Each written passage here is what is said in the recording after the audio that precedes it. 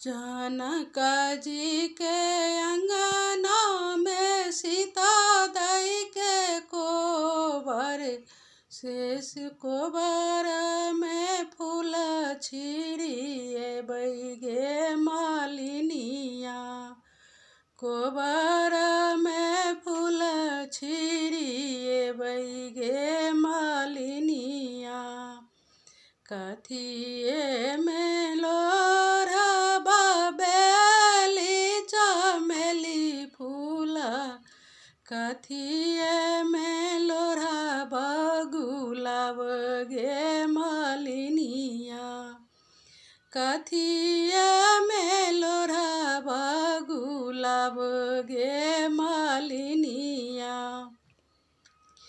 खोइछा में लोरबा बेली चमेली फूल, खोइछे में लोरबा गुलाब गे मालिनिया। खोइछा में लोरबा गुलाब गे मालिनिया। जनका जी के अंगना में सीता जी के कोबर में फूल छिड़ी अब गे मालिनिया। कोबर में फूल छिड़ी अब गे मालिनिया। किनी का चढ़ाए बेली चमेली फूल, किनी का चढ़ाए गुलाब गे मालिनिया। किनी का चढ़ाए गुलाब गे मालिनिया। बिषहरी चढ़ाए बेली चमेली फूल, गौरी चढ़ाए गुलाब गे मालिनिया। गौरी चढ़ाए गुलाब गे मालिनिया।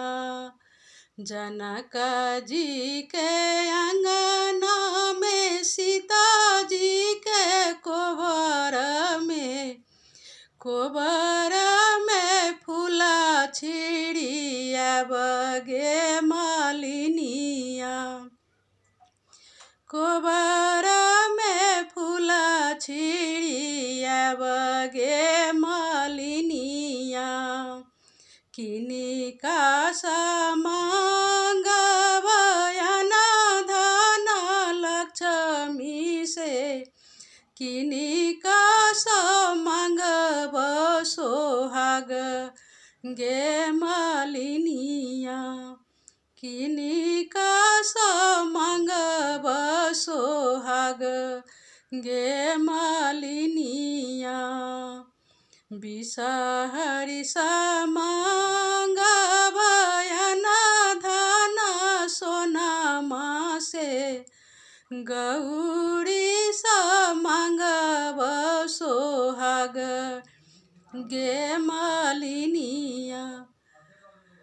गौरी समांग सोहाग गे मालिनिया।